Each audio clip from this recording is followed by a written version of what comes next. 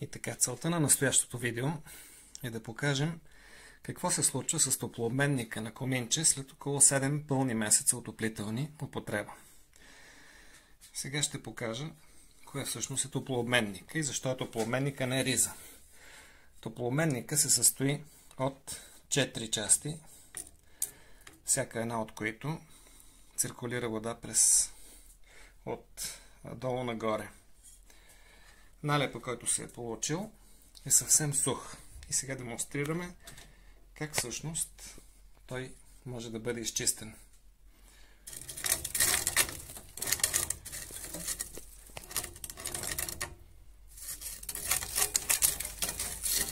Както виждате, той е съвсем лесен за махане.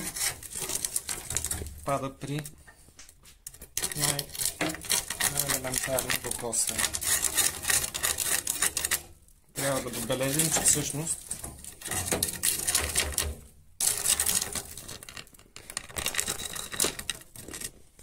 налепът не пречи на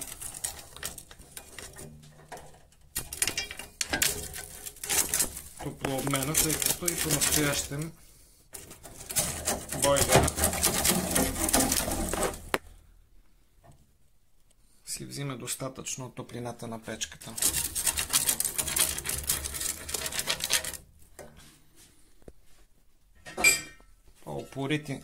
По-упорити наслагвания могат да се махнат, тъй като това е дебел метал.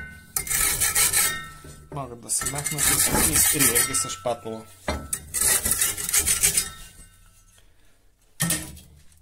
Налепите са изключително сухи.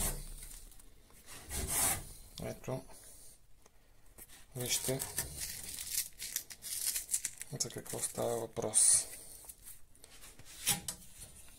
Тъй като не ми е удобно да чистя с камерата в ръка, ще продължа нататък с помощта на двете ръце да довършвам.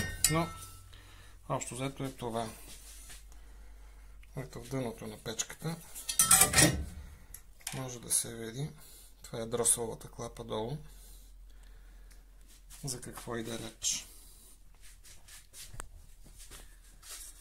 Най-долу имаме натрупано също количество пепел, което в малка степен намалява способността на топлообменника пълноценно да използва топлината от газовете. Но така или иначе голямото нагряване се получава ето тук, между плочите и най-вече отгоре. Така. Ето резултата от около 20 на минути чистене.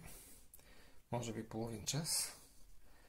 Навсякъде всичко е почистено и вече може да се затваря.